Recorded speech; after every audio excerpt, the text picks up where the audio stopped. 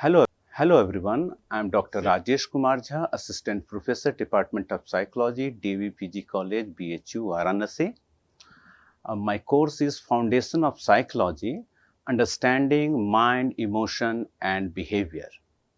Week first and lecture first. Today I am going to talk about definition, nature and scopes of psychology. Let's begin with some simple examples. Why do some students perform brilliant under the pressure of examination? Are others getting stuck? Why do some people forgive instantly while others hold on to anger for years? And why do sometimes we able to recall what to be happened in childhood while unable to recall what to be studied yesterday? These all fascinating questions are addressed by only one single subject. This is psychology. So psychology is not only a subject, it is a way to understand mind, emotion and behavior. So firstly, we will try to understand what's the meaning of term psychology. Psychology was formed with two Greek words, psyche plus logos. Psyche means soul and logos means knowledge or study. If we look at its definitional journey, so firstly, it was described as the science of soul, then it was described as the science of mind. After that, psychology was described as the science of consciousness. Then it is described as the study of behavior. After that, in modern era, it is described as the study of behavior and mental process. Just moving ahead, it is very important we should know that how psychology came into the existence. So it was the contribution of William Wundt in 1879 who established an independent laboratory for the study of psychology in Leipzig University, Germany. And he separated psychology from philosophy. And after that, psychology is started to be studied separately. Now, whenever we are talking about its modern definition, it is the study of behavior and mental process. So firstly, we know what is behavior. It is an observed and measured activities that can be easily observed. On the other hand, it is very important to know the meaning of mental process, that is the covered process that cannot be measured directly, observed directly. Now, we will talk about nature of psychology. Firstly, psychology as a science. It involves a systematic observation, experiment, and research methods to understand mind, behavior, and emotion. And it deals with both qualitative and quantitative researches. Second one, psychology as a social science. As a social science, in psychology, we try to study mind, behavior, and emotion of human being in a context of group, society, and culture. Psychology as a biological science.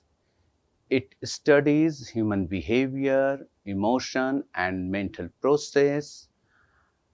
in the context of biological phenomena in which there is try to understand the relationship between brain, nervous system, and genetic factors with mind, emotion, and behavior. Psychology as a pure science. In psychology, there is created empirical data and theories, principles that is related to real life problems, and it helps to resolve so many real life problems, either emotional, behavioral, or mental. Psychology as an applied science, whenever we are talking about its application parts, it is very helpful to resolve real life issues, real life problems, and it is very helpful to make a person healthier in life. Now, the most important part of psychology is scopes. As we know that psychology is very relevant part of our life. As I have earlier discussed about it, it is not only a subject, it is a way to understand mind, emotion, and behavior. So it has a broad area of scopes. Firstly, general psychology. As a general psychology, it includes a broad range of psychological topics: memory, learning, emotion, attention, consciousness, problem solvings, reasonings, etc. And it's another scope as biological psychology. Biological psychology, that is, try to understand the effect of brain, nervous system, hormones, and genetic factors on humans' mind, emotions, and behavior. So it is very important branch of psychology. Next one is cognitive psychology. Cognitive psychology, there is try to understand how an information is processed and restored and reply and apply, and how it is conducted with the help of cognitive faculties like attention, perception, memory, consciousness, etc. Its next uh, scope in the field of clinical and counseling psychology. It is very helpful to understand and diagnose mental illness, emotional issues, behavioral impairment, and it is very helpful to use some psychological techniques to treat all these problems easily. So it is very relevant area nowadays. Next, it has another branch or scope. This one is developmental psychology. In this psychology, there is try to understand human growth and development across lifespan, just physical development, emotional development, mental development, social development, as well as spiritual development. Next, educational psychology. It is another scope of psychology in which psychologists try to understand teaching method that to be used in schools or colleges to make it more effective, and try to understand the level of motivation in students, try to understand how to make students very attentive in the classroom, how to make their performance enhanced, how to make the result of the institute very well. These all aspects to be included in educational psychology. and there is to be used so many techniques to enhance the level of institute, academic institute especially. Next, health psychology. Health psychology that involves to use of some psychological techniques to enhance the level of human being, especially mental and physical health, to use some psychological methods, psychological uh, strategies to enhance the level of mental health, well-being, level of resilient power, how to cope stress to make the life happier. So, in health psychology, they try to apply so many psychological techniques to make people healthier. Industrial and organizational psychology, it is another scope of psychology that is very relevant at workplace. It is very helpful to employee and employer, how to make a good relationship between both, and how to enhance the level of employee well-being, how to enhance the level of productivity, how to control all those stressful situations that can make the productivity lesser. So it is very helpful to enhance the level of productivity, employee well-being, and employer and employee relationship. Next, social psychology. It is another branch of psychology in which there is try to understand emotion, behavior, and mental process in the context of group, society, and culture. And there is also try to understand the effect of mind, emotion, and behavior on social or cultural context, and how social and cultural context influencing people's mind, emotion, and behavior. There are some emerging area in psychology.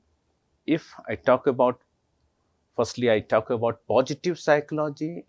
It is very important scope of psychology in which there is studied of happiness and resilient power and capability to use coping strategy to get rid of problematic situation, life satisfaction, and eudaimonic and hedonic well-being. These all aspects are involved in positive psychology. Next, neuropsychology or cognitive neuroscience. It is another emergence area of psychology in which there is try to understand the relationship between mind, emotion, and behavior with brain, nervous system, hormones, and genetic factors. So it is also very important area of psychology. Next, cyber psychology. As we all are in a global era and digital era, in this respect, it is very important area of psychology in which there is try to understand mind, emotion, and mental process in a digital era, how social media or how media related content influencing person's mind, emotion, and behavior, how there is making a balance between real and virtual life, and how to make a happy and useful life in a digital area. This branch of psychology is very relevant nowadays, and it is very helpful to enhance the level of human being. Next one is environmental psychology. That is very helpful to understand the importance of environment, how to make yourself eco-friendly, how environmental factors influencing our mind, emotion, and behavior, how people are influencing our environment. So it is very helpful to understand the role of environment in our life and how we all can be friendly to our environment. Next, if we talk about its a new emerging area, that is the sports psychology. It is another branch of psychology in which we try to understand how sports persons' motivation, attention, and consciousness can be enhanced, how the players can play better in under the pressure, how to make them very motivated and attentive on the ground, either indoor or outdoor games. So it is also very relevant scope of psychology. If we talk about another scope of psychology, this one is forensic and legal psychology. In this scope, there is use some psychological methods and principles to make the legal or forensic activities easier. It is very helpful to make judgment, eyewitness testimony, or some criminal profiling, and it is also tried to understand criminals' case history, how they have been a criminal. So it is very helpful to the society to remove all those factors that is responsible for making a person criminal. So it is very important part and it is very emergent area of psychology. Next, military and aviation psychology. This is also very important or emerging area of psychology in which there is try to understand how a military or astronauts are making very comfortable in their environment, how to be motivated, how to be attentive or consciousness in their area. And it is also very helpful in selection, in training, or in another aspects of military or aviation training. So it is also very important area. Next one is cultural psychology. Cultural psychology in which there is try to understand people's emotions, behavior, and mental process in a particular context, in a particular culture. So it is actually emic approach in which we try to understand a human beings in their own culture. On the other hand, another area is cross-cultural psychology in which there is try to understand humans emotion, behavior, and mental process or cognition across the cultures. So there is try to understand universal characteristics of culture, universal activities of culture, or how culture influencing people across so many cultures. So it is another part of, usually it is ethic approach in which we try to understand universal characteristics of culture across so many cultures. So it is also very relevant area of psychology. If we try to summarize all these topics to understand mind, emotion, and behavior, so we can say that we have discussed about what is the definitional part of psychology, how it is emergent, and how it has become separated from philosophy, and how can we understand its nature as a science, as a social science, as a pure science, as a biological science. There are so many dimensions are involved to understand psychology. And we also studied about there are several scopes of psychology, either biological, social, cultural, neural, or digital. In all areas, psychologists are working and making it more useful and blissful. So there are so many references regarding this, and thank you.